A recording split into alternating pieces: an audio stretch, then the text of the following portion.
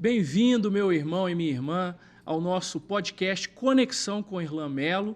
Eu quero te pedir desde já para poder nos seguir nas redes sociais, no Instagram, no YouTube. Eu tenho certeza que hoje você vai participar de uma história muito interessante. Eu quero desde já dar as boas-vindas ao meu amigo, nosso irmão Felipe Saliba. Obrigado pela presença hoje aqui no podcast com Irlan Melo. Obrigado, Irlan, pelo convite. Para mim é uma grande honra, uma grande oportunidade. Nós somos colegas de profissão, uma história bem legal também. Quero também cumprimentar todos os telespectadores da Rede Super. Para mim é uma grande honra e vamos bater um papo bacana, descontraído aqui hoje. É verdade. Felipe, para a gente começar, o senso comum, as pessoas que não te conhecem mesmo, sabe assim, o Felipe é advogado, ele tem um escritório, ele é de Contagem, ele quase ganhou para prefeito na última, é deputado federal, mas além disso, quem é Felipe Saliba? Então, Irlan, eu sou casado, casado com a Luara há 10 anos, sou pai do Maurício, sou pai do Leonardo. Venho de uma escola, eu praticamente estudei toda a minha vida em escola pública.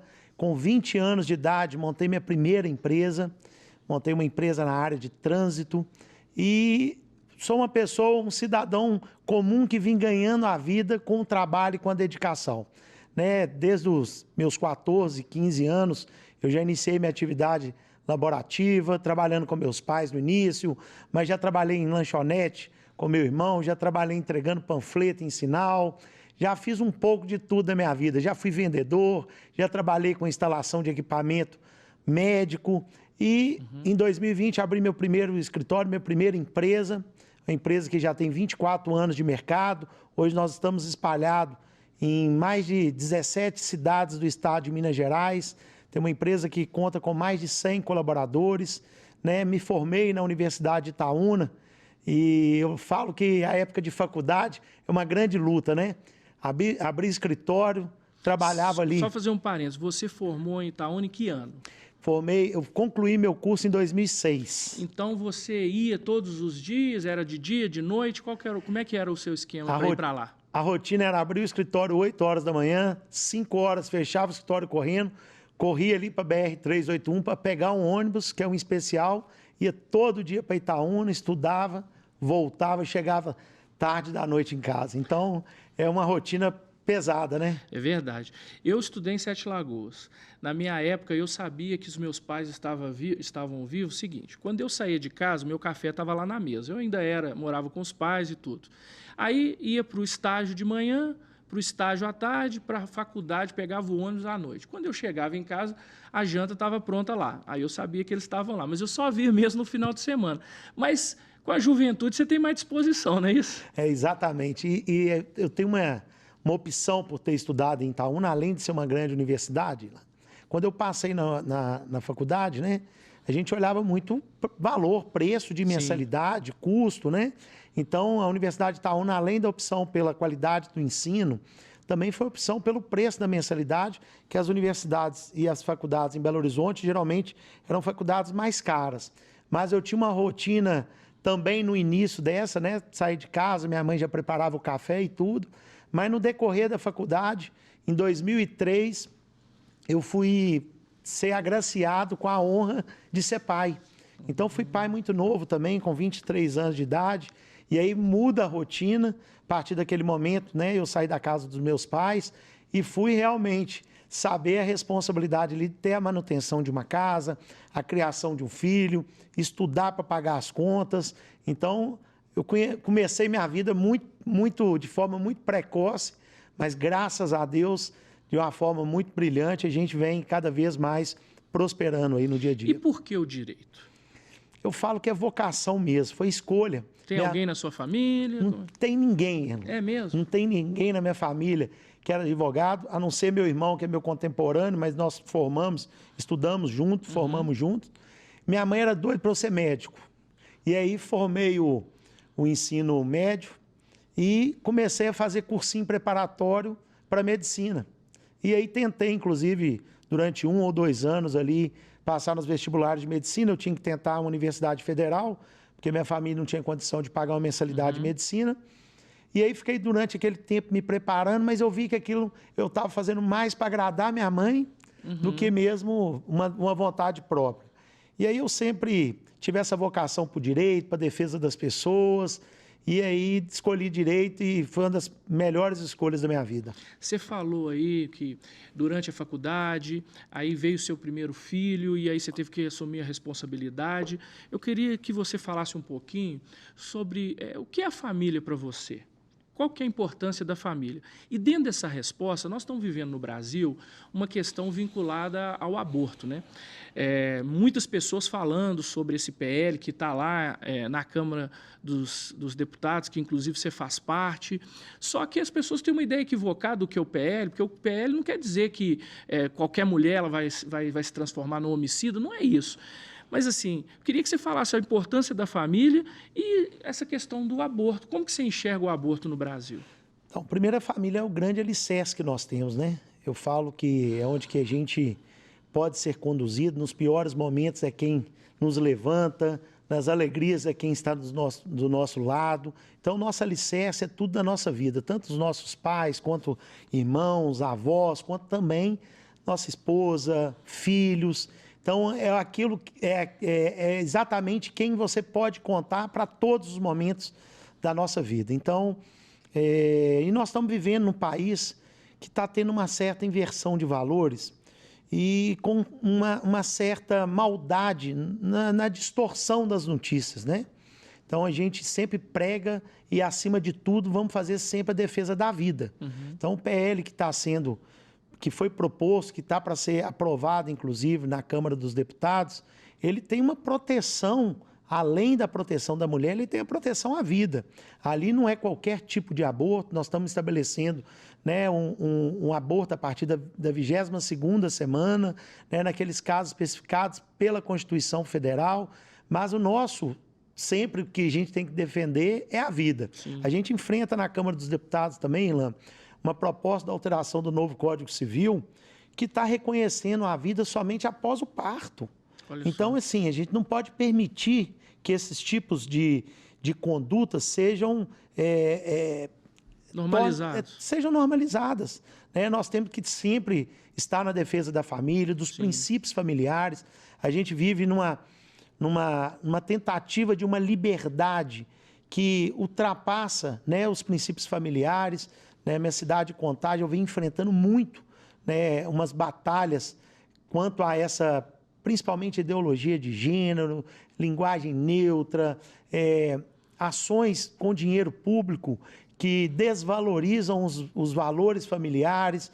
E se a gente não pegar naquilo, principalmente, que a gente viveu, o que a gente vive, o que a gente defende, e que está previsto na Constituição, que são os princípios familiares, nós estamos perdidos.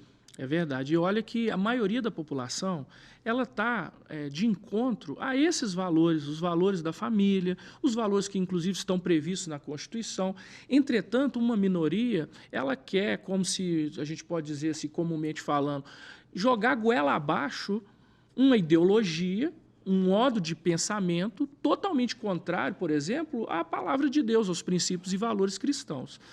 Isso é algo que você tem que enfrentar lá na sua postura como parlamentar. E aí vem a outra pergunta. Eu te perguntei como chegou o direito e a vida pública. Como que surgiu isso na sua vida também? Ilan, minha vida pública, até 2020, eu nunca tinha sido candidato a nada. Certo. Nunca tinha sido sequer filiado a um partido político. Nem a síndico do prédio? Nem a síndico de prédio. E não tem nenhum familiar meu ligado à política. Certo. Nunca tinha participado ativamente de uma campanha eleitoral. Eu falo que a gente vive numa cidade, estamos vivendo num país que está tendo muita inversão de valores e muitas pessoas criticando a política. Sim. E eu falo que a política não é ruim, a política não é o problema. Nós temos políticos que ocupam cargos que fazem com que a política seja ruim. Então, em 2020... eu vivo, né, em Contagem, que é a terceira maior arrecadação do estado de Minas Gerais, uma cidade grande referência, já fomos reconhecidos mundialmente como cidade industrial, cidade de geração de emprego, geração de renda, e a cidade perdeu essa identidade. Então, em 2020, fui convidado a ser candidato a prefeito da terceira maior cidade do estado de Minas Gerais. Como é que surgiu esse convite? Eu sou um cara muito corajoso e muito determinado. E um colega meu de escola, nós participamos de Grêmio Estudantil juntos, e ele me fez esse convite, falou, olha, Felipe, nós temos uma pesquisa que está identificando que a gente precisa de uma pessoa com o seu perfil, que seja empresário, uma pessoa que esteja fora da política, mas que seja determinado, que queira melhoria para uma cidade e tudo. E eu vejo nas suas lutas aí diárias, e me fez esse convite, me convenceu a ser candidato. E eu tenho uma história interessante, uma passagem interessante, Irlan, que ele me fez esse convite, nós estávamos no meio de uma pandemia em 2020, e aí nós ficamos reunidos até tarde, e ele me falou o seguinte, mas seu prazo de filiação é até amanhã. Eu falei, meu Deus. Falei, tá bom, pode me filiar, que eu serei candidato. Mas não tinha falado com minha esposa, com meus filhos, com ninguém. Aí ficamos lá à noite, cheguei em casa tarde, dormi ali, no outro dia de manhã ele me ligando, para eu mandar o título de eleitor, para mandar os documentos para fazer a filiação. Mandei a documentação e me filiou. Fui dar notícia para minha esposa e para os meus filhos mais tarde. Na hora que eu dei a notícia para eles, ele falou, meu Deus do céu, você não vai fazer isso com a nossa família de jeito nenhum. Minha esposa falou, eu não voto no você, não deixo ninguém da minha família votar e não sei mais o quê. Falei, mas o que está acontecendo? E aí vem aquele pensamento de achar que a política é ruim. E aí eu entrei num processo de convencimento deles, falei, gente, mas a gente fica reclamando, a gente fica criticando. Se nós não participarmos, não adianta. Nós não vamos conseguir mudar a realidade do nosso país, da nossa cidade. Vocês acreditam que eu tenho potencial, que eu tenho credibilidade para exercício do cargo? Claro, não tenho dúvida disso, não. Então, vocês têm que acreditar em mim, que eu sei o que eu estou fazendo. E a partir disso aí, eles abraçaram a nossa pré-candidatura à época, e aí eu iniciei uma caminhada na cidade, disputei uma eleição muito dura em 2020. Nós tínhamos lá 15 ou 16 candidatos a prefeito, mais de 700 candidatos a vereadores, no meio de uma pandemia. E tinha uns grupos políticos da cidade, né, que ia falar da minha pré-campanha ou da minha campanha quando já estava a época, que eles riam. Quem que é o Felipe? Esse aí não vai ganhar nem vaia. E a gente, na vida, nós não temos que dar ouvidos àqueles que só estão aqui para criticar ou para desejar o mal, né? Nós temos que dar ouvidos para aqueles que nos apoiam. Então, eu me apeguei àquelas pessoas que me apoiavam, aquelas pessoas que acreditavam em mim. Fomos para as ruas, né, conquistar o apoio da população, que estava muito desacreditada com a política. Fomos conquistando cada eleitor, cada apoio, cada voto. E eu saí do anonimato político, fui para um segundo turno, disputei uma das eleições mais concorridas da história da cidade de Contagem, terminei a eleição com 49% dos votos. Por um candidato pela sua primeira vez ser candidato, acabei a eleição com 140 mil votos. Perdi a eleição por 1% dos votos na cidade. Eu falo que eu não perdi. Tive uma vitória imensa, um reconhecimento gigante da cidade. Né? Uma cidade que acreditou, que foi para as ruas, pessoas que nunca tinham apoiado, aquelas que nos abraçaram, foram para as ruas e realmente fez com que a gente chegasse a esse resultado fantástico da eleição de 2020. Então, terminei a eleição ali com 139.987 votos. E só que a sua trajetória ali não parou, né? Você continuou e continua lá na cidade, disputou uma eleição para deputado, assumiu no Congresso Nacional. E aí é uma coisa interessante. Você estava de um lado, que é o lado do empreendedor. Depois você ficou do outro lado, que é o lado do parlamentar, aquele que regula, faz leis e modifica. Qual que é estando dos dois lados, acho que você consegue enxergar, né? Você também é advogado trabalhista, você sabe, eu estou do lado do reclamante, do lado do reclamado. Quando você está dos dois lados, você consegue enxergar melhor o fato em si. Qual é o maior desafio, na sua opinião, do empreendedor no Brasil? Primeiro, o poder público geralmente cria muitas dificuldades para a pessoa empreender.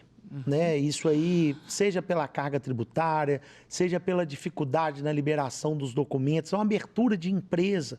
Demora demais, né? Lá em Contagem, por exemplo, você abrir uma empresa, para você regularizar ela toda, para você colocar em funcionamento, com alvará, com tudo, você leva, às vezes, mais do que 6 meses, 1 ano, 2 anos. Então, isso inviabiliza qualquer tipo de atividade. Então, o grande desafio para o empreendedor hoje é a gente ter que enfrentar toda essa burocracia para a abertura das empresas. Depois que a empresa está aberta, nós enfrentamos uma carga tributária muito grande no país, que muitas vezes nos impossibilita de gerar mais empregos, né, de aumentar, gerar uma expansão daquela empresa. Então, isso gera uma grande dificuldade e nós temos que simplificar essa carga tributária do nosso país, reduzindo os impostos. O brasileiro é uma das pessoas que mais pagam imposto do mundo. E não tem retribuição. E o problema é esse, porque ele não volta para a população, né? Nós temos aí, quem tem condições tem que contratar um plano de saúde, né? Embora nós temos um sistema excepcional que é o SUS, ele é sobrecarregado. Nós temos que levar o aluno para uma escola particular, porque a escola pública muitas vezes não consegue oferecer um melhor ensino para o aluno. As nossas rodovias não são não são de boa trafegabilidade. Então, os nossos impostos, eles ficam no meio do caminho, né? Então, o grande desafio do empreendedor, principalmente, é essa dificuldade que é gerada até pelo poder público em permitir que as empresas empreendam. Existem muitas exigências do poder público e pouca entrega em troca daquelas pessoas que estão empreendendo. Eu falo que é um grande desafio, né, a pessoa querer empreender no país nosso. Muitos dizem que o empreendedor, o empresário é um super-herói, né? Por conta da carga tributária excessiva, o valor que você paga de salário, praticamente você paga o mesmo valor de impostos. Quem gera emprego no Brasil, entre 70% a 80% são os micro e pequenos empreendedores, mas nós vivemos sob uma ideologia, estamos sendo governados por uma ideologia no plano nacional e no plano municipal também, quer seja Belo Horizonte, quer seja Contagem, que é um plano de ideologia da esquerda e que muitas vezes demoniza o setor empresarial. E quer mais e mais taxar, né? Só cobrança de imposto, né? Pois é, sem retribuição. Então, o Estado é muito pesado e isso dificulta realmente o empreendedorismo, né? Quem aqui tem um pouquinho de possibilidade, por exemplo, de sair fora do Brasil e ver outras economias onde o imposto ou ele é um valor que você recebe a retribuição, ou então ele é um valor muito baixo, o dinheiro ele passa a ter uma eficácia melhor na vida das pessoas. Só que isso não é um trabalho fácil de se fazer, né? Nós temos que mudar toda uma mentalidade. Você tem esperança nisso? Tem, nós só viemos para a vida pública em virtude disso, Irlan. Eu falo e convido a todos, inclusive, que têm esperança no nosso país, que participem, né, das eleições, que participem da vida pública. Se a pessoa não quiser ser candidato, que apoie, porque a gente sabe da importância que é. E a política é a maior forma que a gente tem para transformar uma sociedade. E a gente tem a oportunidade. A cada 2 anos nós temos eleição. Verdade. Seja municipal, seja a nível de governo de estado ou para deputado. Então, não adianta ficar reclamando, né? Nós precisamos participar. E a gente que vem da iniciativa privada e vem buscar um espaço na iniciativa pública, o que a gente busca é principalmente gerar uma facilitação, desburocratizar um pouco o sistema público. A gente vive num país com muitas exigências e poucas entregas. A gente está falando de carga tributária, Irlan. Contagem tem uma situação histórica, que é o IPTU residencial. Sim. O IPTU residencial, em 1989, ele foi isento pelo prefeito à época, Ademir Lucas. Ele estabeleceu um decreto estabelecendo a isenção do IPTU residencial. Eu converso muito com o Ademir fala o seguinte: Felipe, a pessoa ele custa ter uma casa própria. Quando ela tem a casa própria, ela não tem que pagar o imposto daquela casa. E quando eu gerei a isenção do IPTU, o que eu fiz? Eu devolvi por conta da agência aquele dinheiro que ele gastava do imposto. Então, ele fazia com que aquele dinheiro circulasse na economia municipal. Esse imposto ficou isento na cidade durante 27 anos. Em 2017, voltaram com a cobrança do IPTU residencial. E Contagem tem um problema, que o IPTU, além de ter... Mas para todas as residências? Para todas as residências. Hoje, uma parte não paga, são pessoas que são aposentadas, imóveis até 179 mil reais. É uma parcela menor de pessoas que não pagam na cidade. Mas uma grande parte hoje paga o imposto. E o grande problema é o seguinte: era um imposto que não estava na conta das famílias, conta agências. Então, ele passou a ser cobrado. Então, uma nova despesa que passou a entrar na família ali. E segundo, um imposto que ficou totalmente desproporcional com a realidade dos imóveis da cidade. Então, é um imposto assim que as famílias não dão conta de pagar, estão perdendo casa, estão tendo nome protestado, nome em dívida ativa, e virou um grande drama na cidade. Então, esse imposto voltou em 2017. A atual prefeita fez um compromisso na eleição passada que ia tornar esse imposto justo, e não tornou justo, porque é um imposto que hoje está praticamente impagável. Então, imagina, as pessoas, muitas famílias ali ficaram durante 20, 30 anos para comprar um lote, para fazer a construção da sua casa, outros receberam de herança e estão com risco de perder a casa por causa de um imposto. Entendi. E aí eu falo, geralmente, o que eu uso é o seguinte: até 2016 não havia essa cobrança do imposto na cidade. De 2017, quando passou a ser cobrado até hoje, não mudou nada na cidade. Não tem nada de relevante que fala o seguinte: não, valeu a pena o pagamento desse imposto. Essa arrecadação não gerou nenhum benefício assim visível para a população. Não gerou nenhum tipo de melhoria para a população que pudesse justificar e falar assim: não, a nossa vida melhorou, agora eu estou pagando o IPTU, mas estou tendo em benefício isso. Ou seja, virou uma despesa a mais. Certo. E a pessoa não tem nenhum tipo, não recebe nada em troca. Então, eu falo que é um imposto maldito que entrou na casa das famílias de Contagem especificamente. E como é um imposto ligado ao imóvel, mesmo que seja um único bem de família, existe o risco da perda daquele imóvel. Então, assim, como que o poder público, quando o tanto que ele pode atrapalhar a vida de um cidadão? Eu imagino que, juridicamente, você também é da área do direito, você já deve ter pesquisado isso, eu imagino que, juridicamente, um prefeito ele não poderia abrir mão dessa arrecadação, mas ele poderia tentar escaloná-la de uma forma mais justa. Eu estou errado ou é possível sim zerar? O que acontece, Irlanda? Durante os 27 anos, sempre ficou isento do pagamento do imposto e respaldado pela legislação. Qualquer tipo de imposto que você abre mão, você tem que ter uma contrapartida. Certo. Então, é sempre uma forma de você balancear o caixa da administração pública, né? Então, muitas vezes tem políticas públicas aí, por exemplo, o governo zerou o IPI para a compra de automóvel. Certo. Então, aquela perda da arrecadação você gera em outro. O que nós temos numa cidade, eu falo especificamente de Contagem, mas nós temos casos aí espalhados no Brasil inteiro. O poder público gasta muito mal. O nosso dinheiro público parece que é um dinheiro que não tem valor, né? Então, gasta-se muito mal e pouco entrega para a população. Então, o que nós temos que fazer? Um choque de gestão dentro da cidade, né? Fazer com que a cidade economize ou mesmo passe a gastar melhor para que esse dinheiro possa sobrar para a população não ter que pagar um imposto ou mesmo ter esse imposto muito reduzido, porque era uma arrecadação que não existia nos cofres públicos. Tem noção de mais ou menos quanto que isso gera para os cofres públicos? Hoje, para as residências, em torno de 100 milhões por ano. 100 milhões. Por ano. No Contagem tem uma arrecadação em torno de... Hoje, esse ano tem um orçamento de 3 bilhões e 400 milhões de reais. Então, de 3 bilhões e 400... Né? É muito pequeno para o município, mas para quem paga, o valor é absurdo. Entendi. Então, tem que fazer um choque de gestão, ajuste de contas. Eu fiz algumas denúncias aí, depois que eu assumi o mandato de deputado.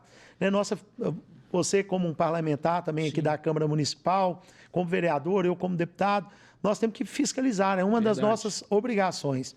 E nós passamos a fazer uma fiscalização intensa na cidade, Irlan. Contagem, por exemplo, fez a locação de um imóvel na João César de Oliveira em dia 1º de dezembro do ano passado. Um aluguel de R$ 77 mil por mês. Você vai lá na porta, o imóvel está fechado. Quem está pagando aquele aluguel somos nós. E o pior, você chega lá na porta, tem a placa, os cartazes das imobiliárias anunciando esse imóvel. A prefeitura alugou por R$ 77 mil por mês. Na imobiliária, está anunciado por 52.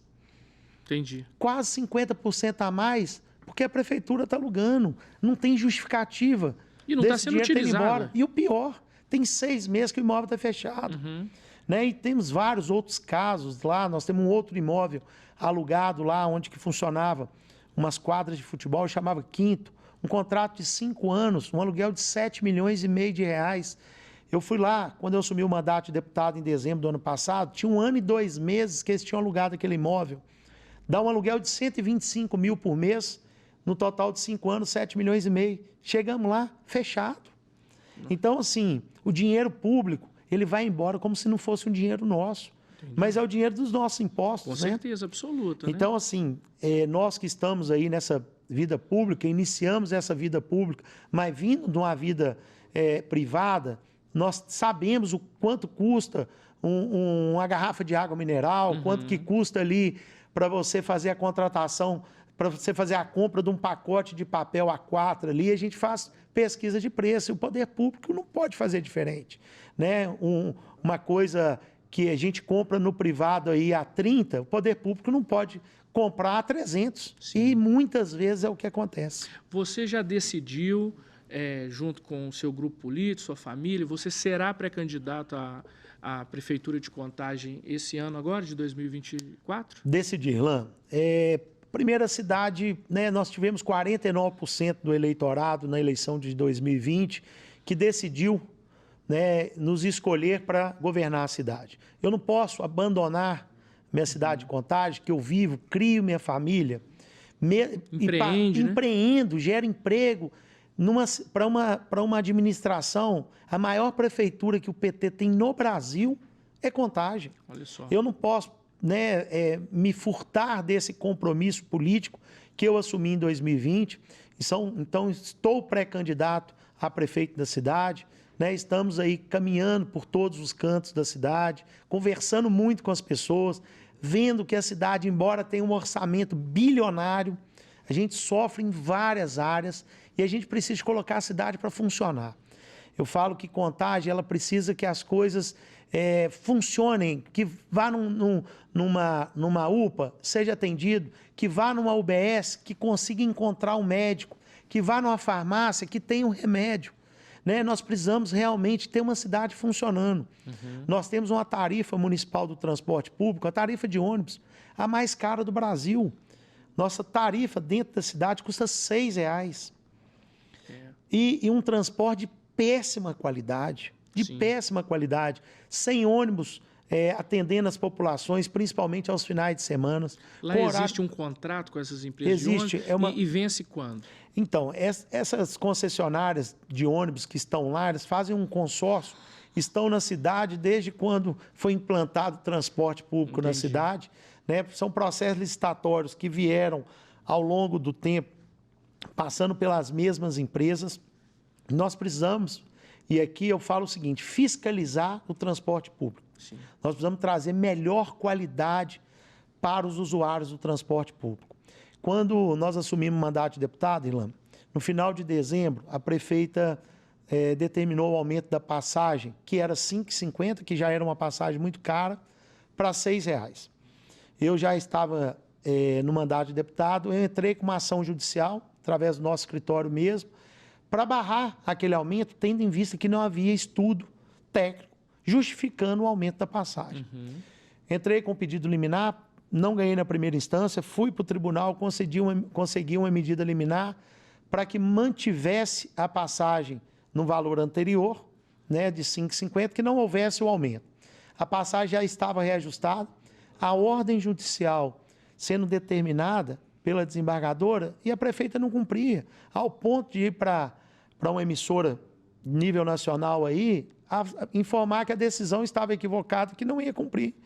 Aí a desembargadora teve que aplicar uma multa de 200 mil por dia, a prefeita cumprir a decisão judicial, depois entrou com recurso daquela decisão e nós somos aí da área do direito, do embargo declaratório, conseguir a alteração da decisão e voltamos a pagar a passagem mais cara do Brasil. E quando é feito isso, não me prejudica, porque eu já usei muito ônibus, mas eu não uso mais.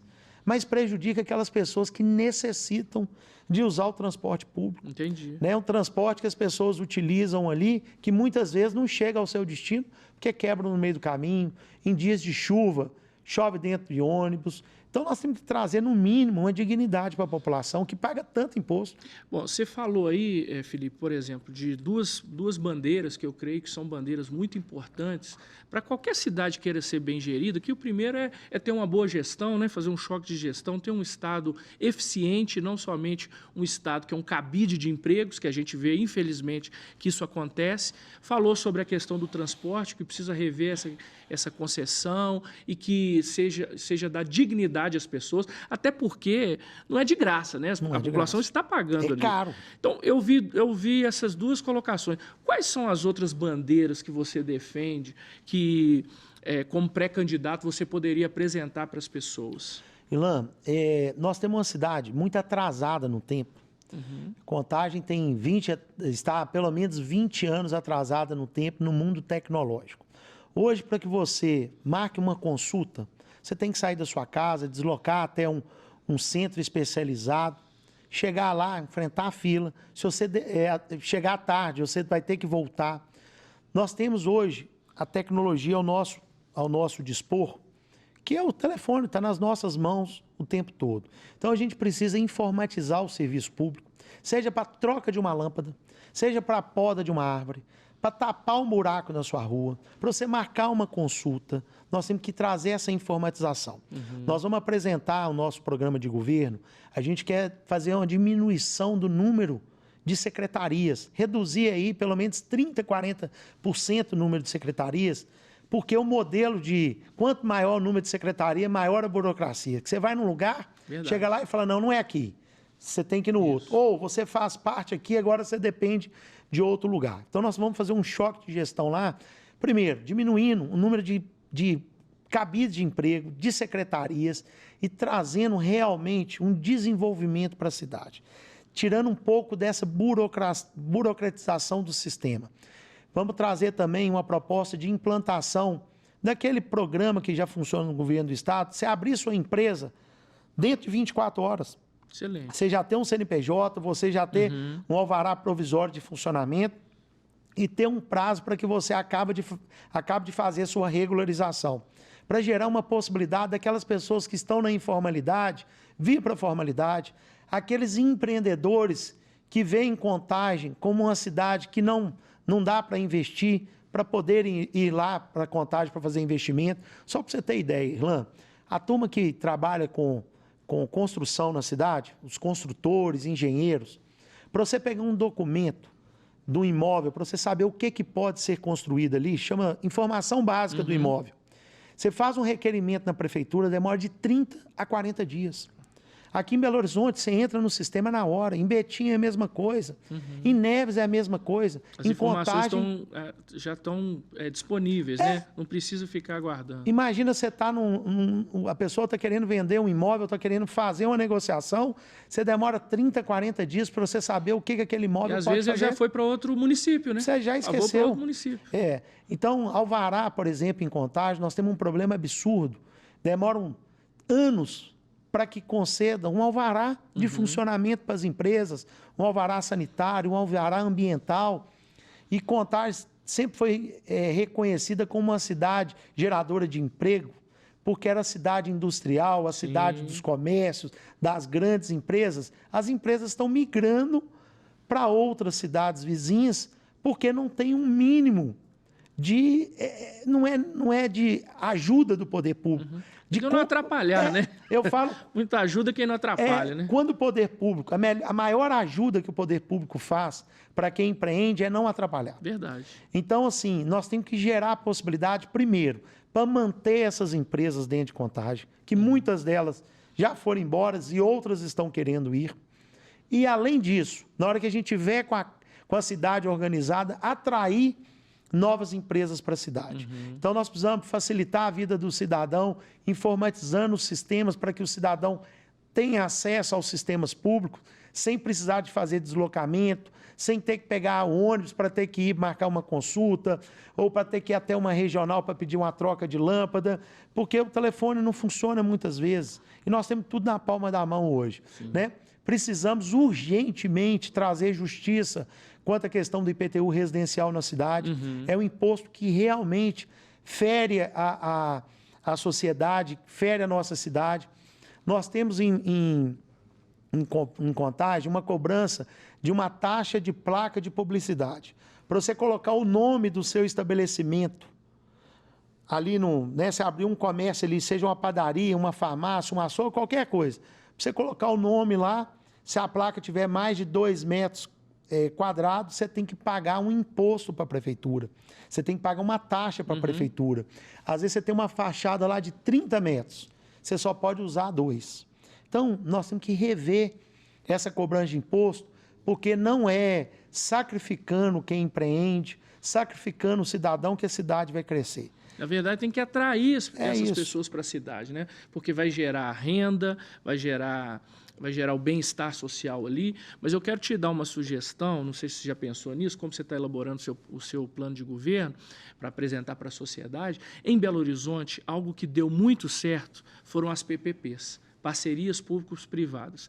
Qualquer uma escola, as chamadas EMEIs, que são parcerias público-privadas, a estrutura é uma estrutura de primeiro mundo e com um custo muito menor do que se a manutenção fosse para a própria prefeitura. E está sendo feito também na saúde. Os novos postos de saúde também nesse módulo, eles estão gerando mais dignidade para as pessoas. Precisamos evoluir? Precisa sim. Por exemplo, a questão da mão de obra. Precisa melhorar um pouquinho lá nessa questão. Mas diminui a carga do Estado e faz com que a prefeitura possa prestar um melhor serviço para o cidadão. Não sei se isso está no seu radar também, mas eu creio que pode ser uma boa para melhorar também o desenvolvimento da cidade. Não tem dúvida, Irlan. Onde que vem a iniciativa privada ajudando o poder público, nós vamos gerar uma melhor prestação de serviço, melhor qualidade para o cidadão e um menor custo. Para mim, é uma das grandes razões ao desenvolvimento das cidades. Essas parcerias funcionam muito bem. Em todos os setores que elas entram, elas conseguem ser melhores que o poder público administrando. Porque a administração pública, né, nós temos os principais temas ali, que é a segurança pública, a saúde, a educação, que são, né, a habitação, que são deveres do Estado, mas toda vez que tem uma participação do poder da iniciativa privada facilitando o poder público, vai gerar uma melhoria. Nós temos, por exemplo, em Contagem, é um dos planos que nós vamos estar atuando. Contagem sempre foi referência, por exemplo, do esporte amador, né? Foi a maior ganhadora das Copas aí de futebol de várzea da cidade. E o esporte... Já joguei vôlei lá no Riacho, pertinho de mim ali. Já joguei vôlei muito ali. Então, nós temos que trazer a iniciativa privada também para nos ajudar na reforma desses espaços públicos. Né? Nós temos grandes empresas dentro da cidade que querem ajudar, que querem contribuir em troca de nada. Eles querem porque eles estão lá empreendendo na cidade, eles estão ali gerando emprego, e querem ter uma prefeitura, né, com as portas abertas para serem bem acolhidas, e a gente pode utilizar dessas grandes empresas para nos ajudar a cuidar desses espaços. Certo. Porque a gente consegue a revitalização dessas áreas sem gastar dinheiro público. Porque o dinheiro público ele é muito caro para a gente não investir aonde que precisa.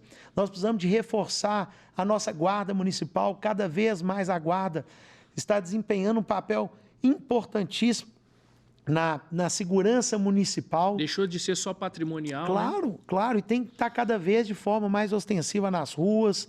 Né? Nós precisamos, para dar um apoio aos demais órgãos da segurança pública. Né? Nós temos uma polícia militar muito efetiva, mas com o número de homens reduzidos, porque é nível de Estado. Então, a Guarda Municipal consegue nos auxiliar também na segurança pública, nas portas das escolas, nas praças públicas. Então, nós precisamos valorizar aqueles serviços públicos, serviço público, Irlan. E a gente fala o seguinte, onde funciona bem, nós temos que copiar. Verdade. Né? Outro dia eu estava numa reunião com a Associação dos contadores da cidade de Contagem, e eles me trazendo essa dificuldade para abertura de empresa, liberação de alvará, isso, aquilo, outro. Eles me falaram, aí eu falei, tá, mas qual que é a solução ou qual que é a sugestão? Eles falaram comigo o seguinte, Belo Horizonte funciona excelentemente bem. Copia o que tem em Belo Horizonte. Então, assim, onde funciona bem, Sim. nós temos que pegar de exemplo. Nós não podemos ficar perdendo tempo, gastando dinheiro, achando que nós vamos reinventar a roda e fazer com que as coisas não funcionem. Nós temos que ser práticos e trazer uma comodidade para o cidadão aí. Nós estamos vendo, por exemplo, em Belo Horizonte também, a revitalização de campos de futebol, de praças, com o apoio da iniciativa privada, não abrindo mão, por exemplo, de que os alunos das escolas municipais também têm o seu horário, possam participar. Ou seja, se você não demonizar o empresário, se você trouxer o mesmo para conversar e chegar num bom termo que ele também se sinta participante, é isso, a gente tem que sentir alegria de estar na cidade, caminhar junto com as pessoas, e as pessoas também. Agora, isso não é uma utopia, não é uma propaganda de televisão, isso depende de gestores sérios que querem fazer a diferença e não se colocam em primeiro lugar na frente, por exemplo, do cidadão. Eu entendo, e eu creio que você pensa assim também, que a nossa missão é servir. Claro. E se você não servir, você vai se servir das pessoas. E aí é que é o problema, porque aí você começa a exigir além do que o cidadão ele pode dar e também merece. Você falou um pouquinho sobre família, falou também sobre questão de gestão pública. E como que é o seu relacionamento com Deus? Nós estamos aqui na Rede Super, uma rede evangélica, e tem milhões de pessoas, né, que professam a nossa fé, que estão aqui. Conta um pouquinho para a gente como é que é o seu relacionamento com Deus. Irlan, eu sou cristão, sou casado também, né, minha esposa também é cristã. Eu falo o seguinte, nós temos que, os princípios nossos, né, são inegociáveis, os princípios cristãos, os princípios familiares, né, também são inegociáveis. E eu vivo em Contagem, além de uma batalha política, uma batalha muito espiritual. Certo. Né? Imagina, no dia 8 de março, Dia Internacional das Mulheres, numa escola pública municipal de Contagem, foi levado um travesti para dar uma palestra para crianças dentro da escola. Então, assim, eu inclusive apresentei um projeto de lei na Câmara dos Deputados para que torne isso crime, né? Porque a pessoa que defende a ideologia de gênero vai defender na casa dela, no ambiente familiar dela, não dentro das escolas públicas. Ali não é local. Local é de ensinar português, ensinar matemática, ensinar os valores, né, de família, que eu acho que é isso que nós temos que fazer a defesa. Então, eu também, né, além de todos esses valores familiares, cristãos, eu tenho minha defesa também de sociedade. Nós temos que estar preocupados realmente em estar resgatando uma sociedade que está cada vez mais perdida. E a gente tem uma política de esquerda que quer transformar com uma normalidade algo que não está estabelecido na Bíblia, né? Algo que não está previsto ali nos valores familiares. E a gente vê que essas políticas públicas esquerdistas, elas vêm tomando espaço e e eles vão tomando espaço como se estivesse dando cotovelada e sai da minha frente, que aquilo ali torna-se, inclusive, como se algo que você é obrigado a aceitar. Inclusive, eu estava conversando com minha esposa no sábado à noite, fazendo umas reflexões sobre o que vem acontecendo. Minha esposa falou assim, Felipe, quando eu era criança, né, na minha adolescência ali, eu ia para a escola e muitas vezes eu tinha vergonha de falar que eu era crente, que eu era cristão, porque as pessoas muitas vezes olhavam para a gente assim, né, de uma forma a praticar um bullying. E se a gente realmente não educar os nossos filhos, os nossos sobrinhos, as pessoas que estão ao nosso redor, de que você praticar ali, né, a religião cristã, de você ser um evangélico, você está falando aquilo ali, é algo importante, a gente vai ficando retraído no canto.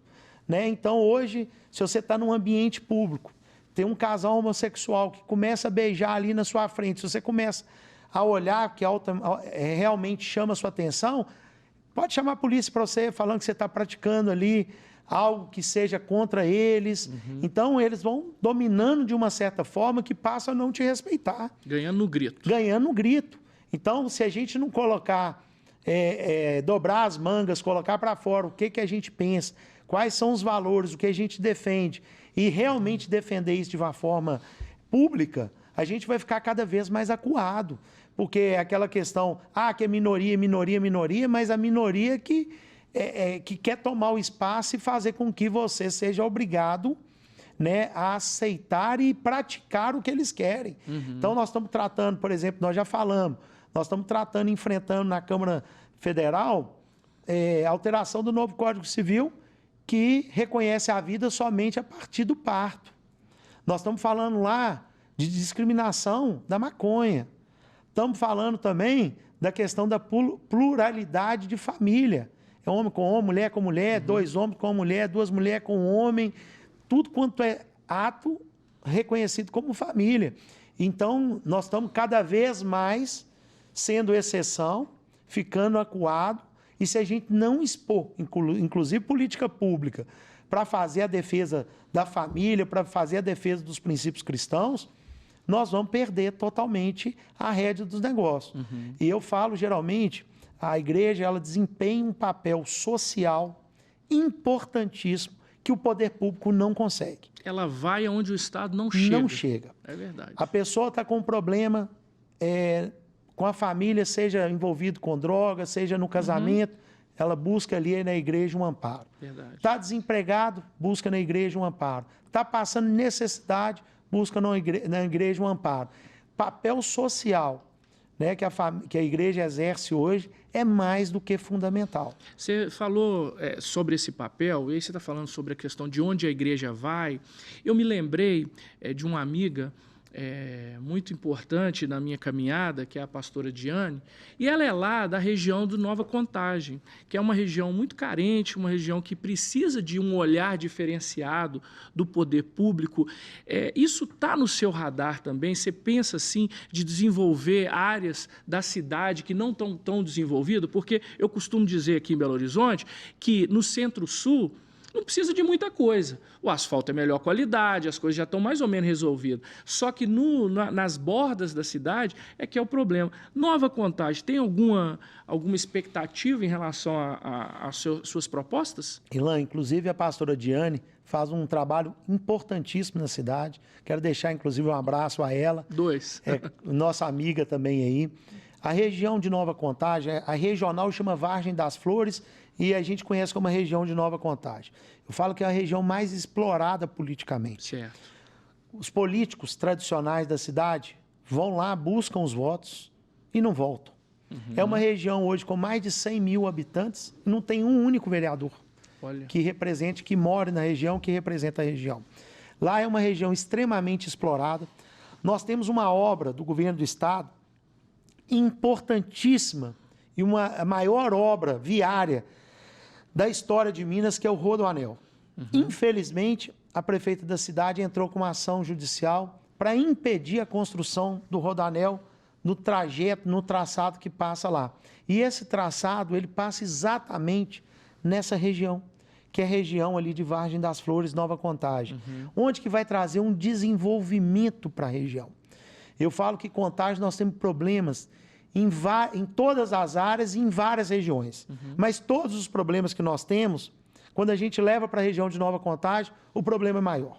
Se falta médico, por exemplo, no Nacional, em Nova Contagem falta mais. Entendi. Se o transporte público no Petrolândia é ruim, em Nova Contagem é pior. Então, nós precisamos ter um carinho e um cuidado com aquela região. Eu, inclusive, tenho um apreço tão grande que uma das unidades do meu escritório é em Nova Contagem, está instalada lá. É um escritório que faz o atendimento, né, à população lá, um escritório, né, faz o atendimento jurídico da população. É um escritório meu particular, não é para fins sociais, embora a gente faça alguns trabalhos sociais, mas não faço divulgação, porque o trabalho social que a gente faz com o coração, a gente não tem que mostrar. Mas eu acredito tanto no potencial da região, que é uma região que a gente vai ter um tratamento extremamente cuidadoso, porque eu tenho certeza que um pouco que nós fizermos vai fazer uma diferença imensa, e ali tem um número de trabalhadores absurdos, de comerciantes que têm uma paixão por falar que é de lá, que tem um sentimento de propriedade de lá impressionante. Só para você ter ideia, é uma região que tem um único posto de gasolina. Uau. E mais de 100 mil habitantes. Não tem um cartório, não tem um banco, tem uma única lotérica. No dia 5, dia de receber, dia de pagar Lotado. a conta, o dia normal já é lotado, mas fazem fila de um lado e de outro, que é algo assim, fora da normalidade. Nós temos que levar, principalmente, Eilan, dignidade para essas pessoas. Certo. Nós temos que levar um pouco mais de carinho, de cuidado, de atenção. Essa cidade, essa região, né, que é praticamente uma cidade, ela precisa realmente ter uma melhoria muito grande na área da saúde. Em 2020, quando eu fui candidato, quando eu estava candidato lá, eu fiz uma proposta para a gente fazer uma construção de um hospital público regional de Nova Contagem, porque a gente sabe o tanto que é importante. É uma região mais distante do centro de Contagem. Então, se você precisar de um transporte público para você ir, por exemplo, para Eldorado, demora 1h10, 1h20. Se alguém estiver passando mal e a UPA não conseguir fazer o atendimento, você vai demorar 40 minutos para chegar no Hospital Municipal de Contagem. Nós temos uma cidade com quase 700 mil habitantes, com um único hospital. Uau. Então, assim, nós temos muito a fazer ali na região e não tenham dúvida nenhuma que nós vamos fazer o melhor com muito carinho, com muita dedicação, o esporte com a revitalização dos campos de futebol. Na área da saúde, a gente trazer realmente médico para atender a população, levar pediatra, as farmácias levar o remédio, as escolas, a gente colocar os professores que estão faltando, né? A gente levar uma merenda de melhor qualidade para as escolas, a gente dar dignidade para quem realmente vive ali e ama aquela região. Felipe, nós estamos chegando no final, mas eu queria que você deixasse uma mensagem para as pessoas que estão nos acompanhando, falasse um pouquinho também. Eu acho que dentro dessa mensagem você pode falar um pouco dos seus sonhos, né, para o futuro e te agradecer aí pela presença. Eu tenho certeza que muitas pessoas que não te conheciam vão te conhecer e que Deus te abençoe na sua jornada, que essa pré-candidatura desenvolva bem e que Deus possa estar sempre no comando das suas decisões. Foi um prazer te receber, viu? Muito obrigado pelo espaço, viu, Eilan, pelo convite. Para mim é uma grande honra, você é um grande exemplo também da política a ser seguido. Então não tenha dúvida que nós vamos precisar muito também da sua contribuição na área política para nos ajudar também no desenvolvimento da nossa cidade, do nosso estado. Quero te agradecer muito essa oportunidade. Dizer a todos os contagenses, a todos os mineiros, né, que a nossa participação na vida pública, a gente vem para a vida pública realmente para fazer diferença na vida das pessoas. Aquela pessoa que está cansado de política, não canse. A política não é ruim. Ruins são alguns políticos que usam dela para poder se servir. Eu tenho uma missão de Deus para que a gente venha participar da vida pública, realmente para que a gente possa amparar essas pessoas que vêm sofrendo nas nossas cidades, em nosso estado, vêm desempenhando um trabalho muito grande, muito intenso na Câmara dos Deputados. Inclusive, vou deixar minhas redes sociais. Quem puder nos seguir, quem puder nos acompanhar, vocês vão me achar lá como Felipe Contagem.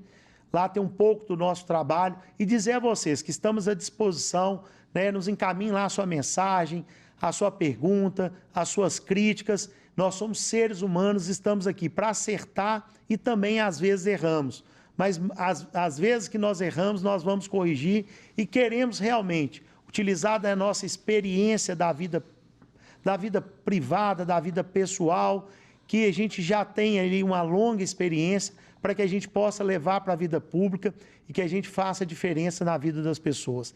Confie, acredite. E aquelas pessoas que não estão satisfeitas com o que vem acontecendo na sua cidade, o que vem acontecendo em seu município, é o momento, gente, que a gente tem de escolher quem que a gente quer para os próximos anos. Não adianta você aí que acha que não votar, votar nulo vai resolver algum problema. Não é esse o caminho. Escolha o seu representante, estude o seu representante, aposte nele, cobre.